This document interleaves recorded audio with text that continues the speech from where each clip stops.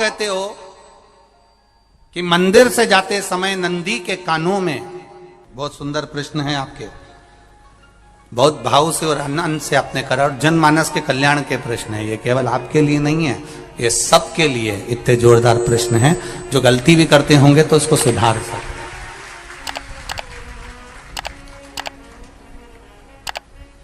आपने कहा कि नंदी के कानों में कहना चाहिए, लोग हंसते हैं, कहते हैं बताओ वो नंदी के कानों में भगवान को कहना चाहिए। वैसे तो हम आपको एक बात बता दें कि दुनिया के लोग किसी दूसरे धर्म की कभी हंसी नहीं उड़ाते। दुनिया के लोगों को दूसरे का धर्म अच्छा लगता है। दुनिया के लोग सबसे ज्यादा हंसी उड़ाते हैं तो हमारे सनातन धर्म की ही उड़ाते हैं, और जी खुद उड़ाते हैं, दूसरा उड़ाने वाला नहीं होता। दूर के ढोल हमें समझ में आते हैं, उसका धर्म हमें समझ में आ गया, उनके यहाँ क्या है, ऐसा है, आओ कुछ नहीं, उनके धर्म में ऐसा है, कितना आनंद हमें दूसरे के धर्म में लग रहा है, और हमारा सनातन धर्म हमको बुरा लगता है। हमारे सनातन धर्म हमें बुरा लगने लगा। अरे भाई, लोग कहते हैं कि नंदी के कान में कहते हो, ये कोई हमारे पुराणों में या शास्त्रों में लिखा है? भगवती बहन साहू, आपको धन्यवाद देना चाहूंगा और एक बात कहना चाहूंगा, जितनी भी शिव महापुराण के अंतर्गत चाहे उपाय जो बताए जाते हैं कि बेलपत्री ऐसे चढ़ाना, काली मिर्च ऐसे चढ़ाना, चावल ऐसे चढ़ाना, धतूरा का क्या महत्व है, शमी के पत्ते का क्या महत्व है, बेलपत्री के पत्ते का क्या महत्व है, ये जितनी भी बातें बताई जाती हैं ये सब पुराण के अंतर्गत से बताई जाती है। अब दुनिया के लोग इसको चाहे टोटका कह दें, चाहे दुनिया के लोग इसे टोना कह दें, पर पुराण से हटकर कुछ नहीं। और आप लोगों को अगर बोला है कि नंदी के कान में कहकर भगवान शंकर के मन में बात पहुंचे, तो ये क्यों कहा, तो ये भी हमारी शिव महापुराण में लिखा है, जलंधर के चरित्र में। कोई आपसे कहे कि नंदी के कान में बोलने से क्या होता है, ये जलंधर का चरित्र कह रहा है। मां पार्वती जी का हस्त कमल पकड़कर जलंधर लेकर जाने लगा।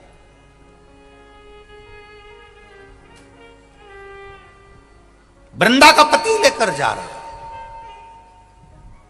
वृंदा तो भगवान की भक्ति में लीन रहती थी, उसको तो जलंधर को सबसे ज्यादा तकलीफ थी नारायण से, पर शिव के पास आ गया, क्योंकि ईर्षा प्रवृत्ति, अभी कथा में कहा, कोई कोई ऐसा होता है जिसको तुमसे बेर नहीं होता तो भी अंदर से ईर्षा जाग जाती है। कोई कोई ऐसा होगा जिसको अंदर से ईर्षा जागती है, अपने आप अंदर से ईर्षा जागती है, उसका कोई बेर नहीं, पर ईर्षा जाग रही, भीतर से ईर्षा जाग। ना आप उससे मिले हो, ना कभी वो आप उसके सामने बैठे हो। कई लोग किसी ना किसी की बुराई करते हैं तो हम लोग पूछ भी लेते हैं, क्यों साहब उनसे मिलकर आए हो क्या तुम? कभी नहीं मिल किया है, कभी उनका सामना हुआ नहीं हुआ, तो फिर बुराई क्यों कर रहा? एक ने कर दी थी इसलिए हमारे ध्यान में था तो हमने भी कर दी। लो, वो कुआं में डूब के मरेगा तो तू भी मरेगा का? नहीं। नंदी सामने बैठा है, गणेश जी को मालूम पड़ गया, कार्तिकेय को मालूम पड़ गया, मां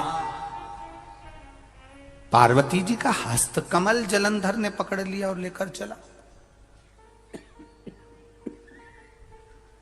मालूम पड़ गया, तब नहीं रहा गया। गणेश जी को क्रोध आ गया और गणेश जी महाराज आए, शिव जी को जगाने लगे, पिताजी पिताजी पिताजी कर कर जगाया, उठो पिताजी, पिताजी उठिए, पिताजी जागिए, पिता को जगा रहे हैं। भगवान शंकर नहीं उठे, तप में लीन थे। क्या करें हम? जलंधर के पास में इतना बल है, इतना बल है, और पिता की आज्ञा नहीं होगी तो हम कैसे मार देंगे इसको? मारने को तो हम मार दें। मां ने आज्ञा करी थी कि जलंधर उसको तारकासुर को मार दो, तो कार्तिकेय ने तारकासुर को मार दिया। शिव जी की आज्ञा नहीं तो हम इसको कैसे मारें? क्या करें? सब कुछ गणेश जी ने देख लिया, शंकर जी के ऊपर बहुत बहुत बहुत बहुत प्रार्थना कर कर देख ली, पर शंकर जी नहीं जागे। तब आखिरी में विनायक ने, गणेश ने, जितने लोग आस्था चैनल पर कथा सुन रहे हैं, जितने लोग फेसबुक यूट्यूब पर कथा सुन रहे हैं, इस बात को याद रखना कि नंदी के कान में कहने से क्या होता है वो ये इस कथा से सीख लेना। आखिरी में गणेश जी को लगा किसको कहूं, शंकर जी भी तप में हैं, नंदी भी तप में है, मैं किसको कहूं? शिव जी को कह के कर थक गया, पिताजी को बोल बोल कर थक गया, पिताजी जागते नहीं। अब मैं किसको कहूं ये बात, किससे कहूं?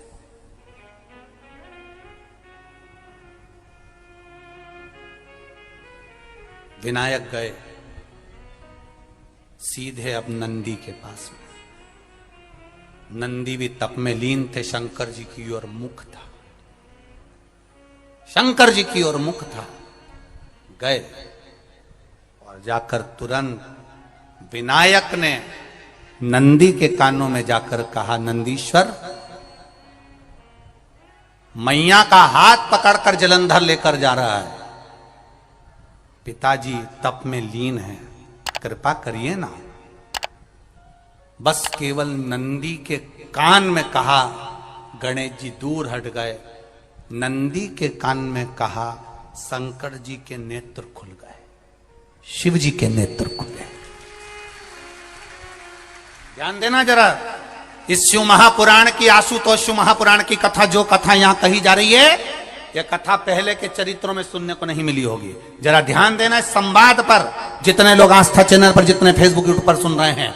सनातन धर्म की हंसी उड़ाने वाले कह देते हैं नंदी के कान में कहने से क्या होता है, नंदी के सामने जाकर बोलने से क्या होता है, नंदी के पास बैठकर बोलने से क्या होता है, नंदी के पास बैठकर शंकर जी का मात्र दीदार करने से क्या होता है, दर्शन करने से क्या होता है। वो अच्छे से समझ लेना, जो लोग सनातन धर्म पर उंगलियां उठाते हैं वो अच्छे से समझ ले इस बात को।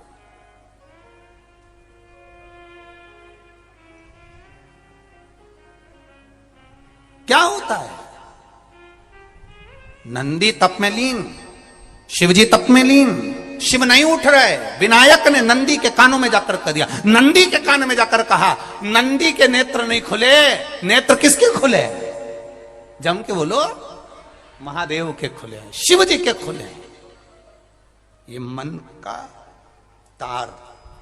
नंदी शंकर की आराधना कर रहे थे, शिव अपनी भक्ति में डूबे थे। यहां कहा, यहां पहुंचा, जो दिल में था उस तक बात पहुंच गई। नंदी के दिल में शिव थे, तुम कहे, नंदी ने शंकर तक बात पहुंचा दी। वो सूत्र जो बंधा था दिल से दिल तक का, वो पहुंच गया।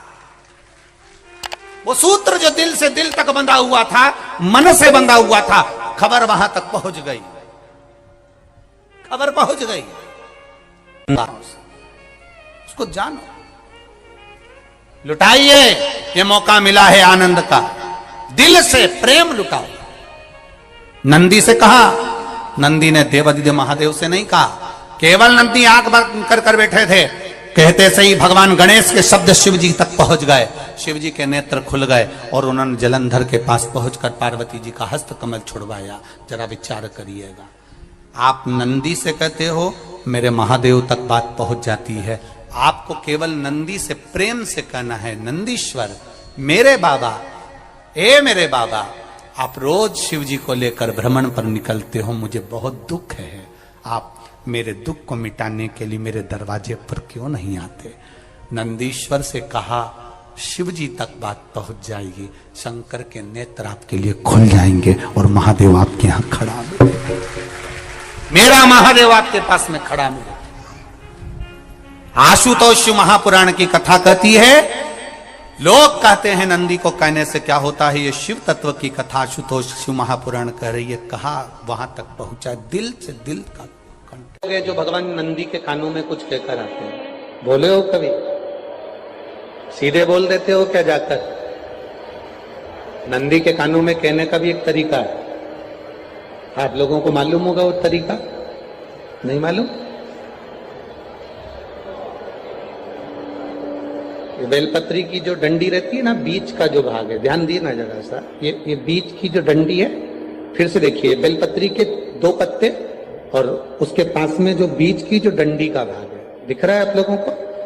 ये 2 डंडी, ये बीच की 2 पत्ती और उसके बीच में जो 2 डंडी का भाग होता है।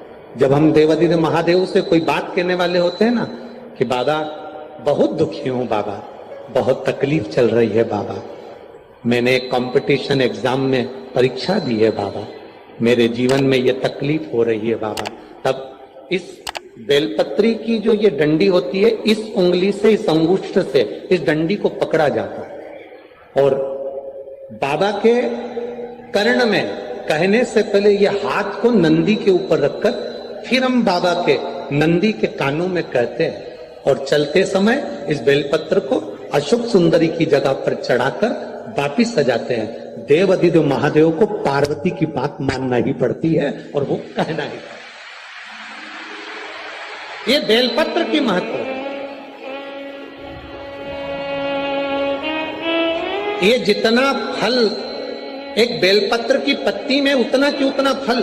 हम आपसे फिर कहेंगे, कभी मौका मिल जाए जिंदगी में, कभी तुम्हारे जीवन में अगर मौका मिले और कहीं बेलपत्री का वृक्ष मिल जाए जिसकी छांव तुम्हारे ऊपर पड़ रही हो, तुम्हारे ऊपर अगर बेलपत्री की छांव पड़ रही हो, उसके नीचे बैठकर कभी मौका मिले, एक बेलपत्री का पत्ता मात्र रखकर आप शिव जी का नाम लेकर जल भी अगर समर्पित कर रहे हो ना, तो वो 12 ज्योतिर्लिंग को जल चढ़ाने के बराबर फल प्रदान कर।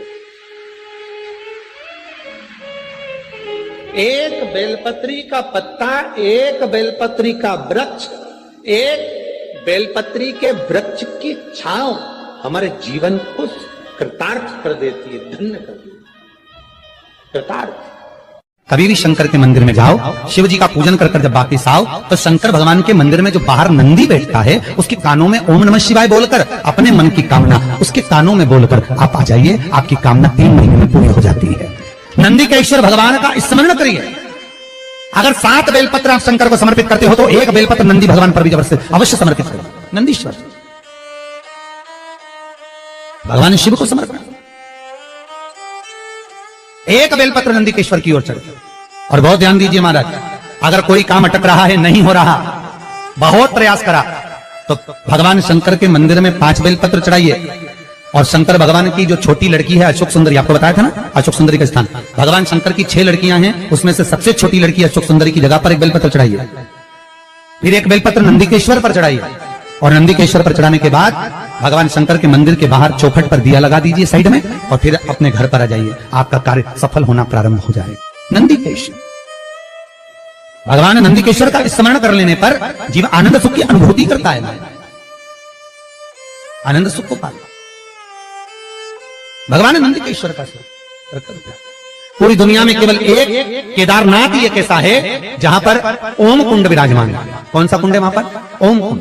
जो बच्चा हकलाता है, तोतला बोलता है या गूंगा होता है, जिसकी वाणी नहीं होती, वो अगर ओम कुंड पर जाकर ओम बोलने का प्रयास करता है तो जितनी देर तक उसके मुंह से घुन की आवाज निकलती है, उतनी देर तक ओम कुंड में से पानी का बुलबुला निकलता रहता है। और 7 या 8 बार बोलने से व्यक्ति हकलाना छोड़ देता है, तोतला बोलना छोड़ देता है और उसकी वाणी आ जाती है। वो ओम कुंड केदारनाथ जी में बसता है। कहां बसता है?